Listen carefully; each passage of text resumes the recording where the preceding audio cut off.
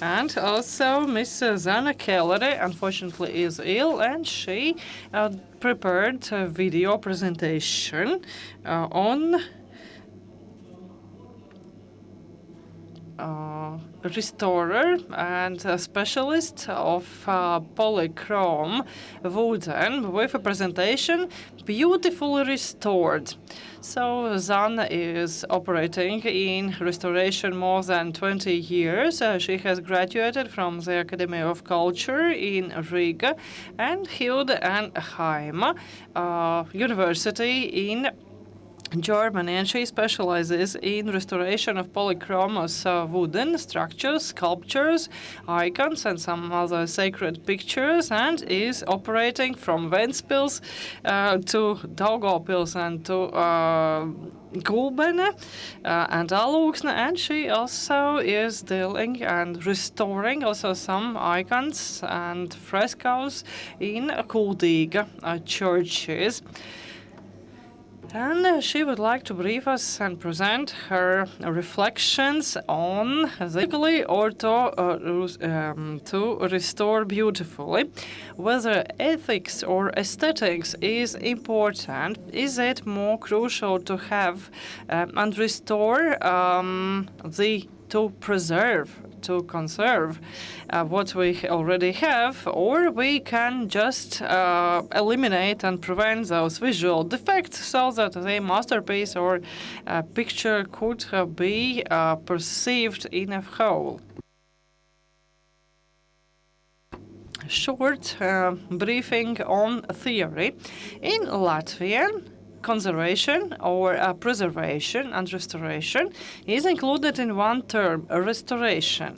Therefore, if we're speaking about restoration of a site, of an object, it includes complete cycle of restoration. Whereas in German language, for instance, it is separated. Preservation is slowing down the process of deconstruction or deterioration of a historic substance, whereas restoration means prevention of visual defects so that a viewer could perceive that masterpiece as a whole and as one. Whereas combined restoration or preservation includes also some measures taken to prevent potential destruction of an object. And this is the most effective method and manner to preserve and maintain an object of historical value or historical substance. In the 21st century, we are discussing the topic of the purpose of restoration or preservation. What an object actually is, what are the values and historical substance of that object is, and in that discussion, both restorers, architects, artisans, painters, and other representatives of fine arts and artisans are participating in a discussion which started in previous century and has finalized in a written document which we know as the Venice Charter, which was adopted 60 years ago. That refers both the enlisted criteria and parameters of principles to be followed when an fine arts object or a site of cultural heritage or architectural heritage is preserved and should be preserved. So we must preserve and keep monuments as an evidence or testimony of a specific contemporary or as an evidence and testimony of a specific period of time in the history of mankind.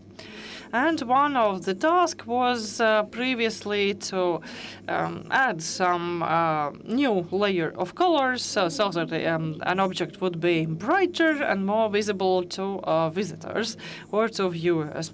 In modern times, a restorer restorers are considering that their task is to slow down or prevent deterioration of an historical heritage or historical value and object, taking into consideration various economic values or cultural values or environmental significance of an object, which obliges the restorer to follow specific principles.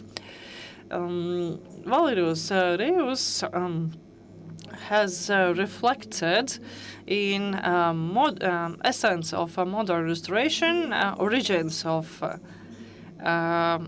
restoration, which was drafted already more than a century back, which was 1903, with distinguishing culture, artistic objects into basic categories for preservation of those objects and sites as heritage.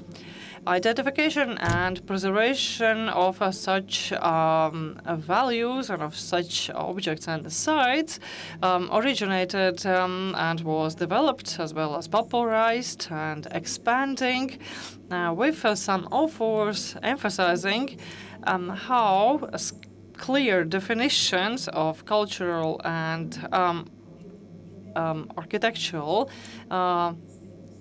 objects and sites that historical substance, genuine historical substance should be identified, and that restoration purposes also should be widened and broadened to distinguish as well as to define specific subsequent stages and parts or phases of restoring.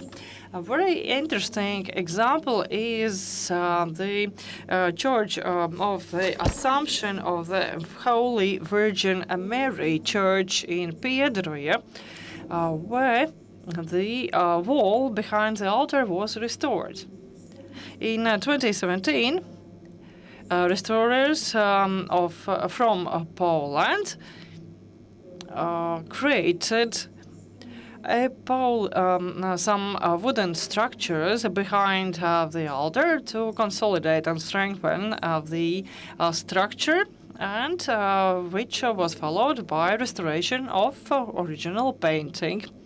Some problems were identified on behalf of Polish restorers, which might cause problems in the future. Therefore, the sculpture as well as painting incorporates and combines several historical strata or layers of painting and of some elements in the altar piece, as well as in the painting of the altar of a wooden part. And here, the restoration works were phased into several phases or stages, where the tinting and painting was entrusted to Polish restorers themselves, with some other elements being delegated to other contractors. During restoration works, several strata or layers of historic substance were identified and discovered. And doing restoration for the purposes of tinting, they discovered that some layers could not be taken away and peeled, which resulted in some challenges for restorers to preserve that historic substance. Almost all surface of that detail was, so Polish restorers chose a simpler way of treating and tinting that part of the wooden detail by covering it with almost one colored paint throughout. A year later, a new project was initiated where Finnish and Polish restorers cooperated. Finnish restoration concept coincided and was coordinated with the concept of restoration with Latvian restorers and Latvian historians, which included discovering and opening those bottom layered strata of historic substance. For instance, this green painting in the course of time had deteriorated and turned to be worn out up to the wood beneath.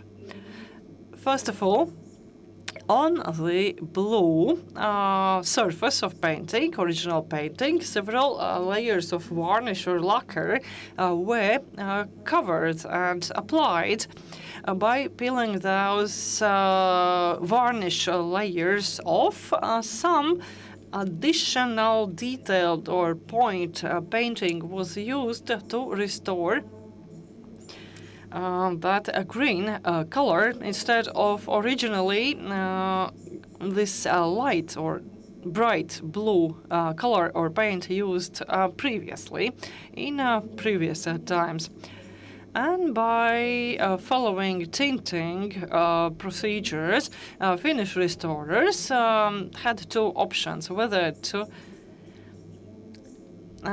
this varnish layer had already integrated into the layer of paint beneath and under that layer of varnish. Therefore, restorers had to decide what option to choose and which historical layer to be preserved. Railing before the altar. Finnish restorers also applied peeling and tinting of this railing according to previous historical evidence as regards the color of the paint used previously in previous epochs. Railings also had several layers and several covering by various paints. Latvian restorers were entrusted to restore that tinting as originally planned, with some deviations. In order to explain that railing should be reserved, a more detailed and thorough restoration process and method should be used instead of fast removal of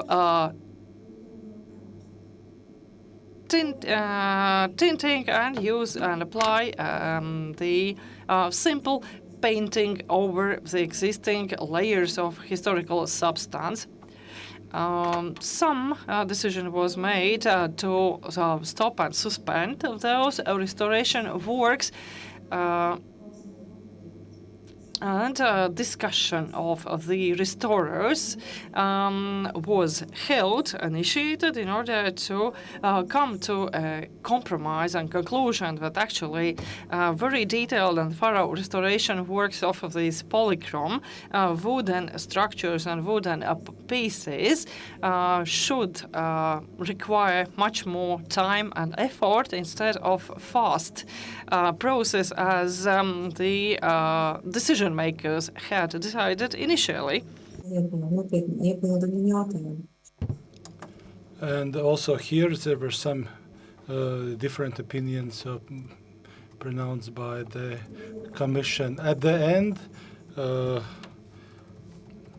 hand railing restoration was done in a more respectful and slow manner, but especially taking account the history of hand railing. And hand railing restoration was finished in 2023 by different Polish restorators. And in this time the quality of works were good. However, information was lost of paintings in over the history of. So what is the problem here is the trends which are being applied to restoration. Usually main focus is Riga, and also wish to see that specific object is finished in time for new function, and there's rather simplified criteria are being applied, and there is a drive that result can be evaluated without specific education. So the main problem here is a loss of information about history of the site. The results are being established in earlier study, but they cannot be fully trusted. With time, with technologies, new options are available to learn more about history. And here I wanted to also stress that the latest object that arrived was at the beginning of the 21st century. It was a prospect of organ, and it was integrated with unified character of church interior. If we look only from conservation perspective, then the repainting layer can be stored for a long period of time.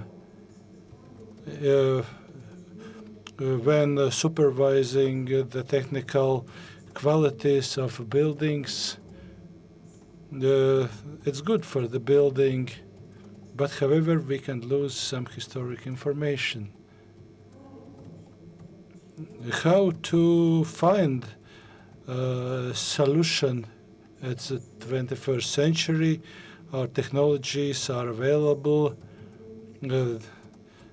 and this is valuable. We can also learn about the aging of materials at specific site, and also learn which colors are used.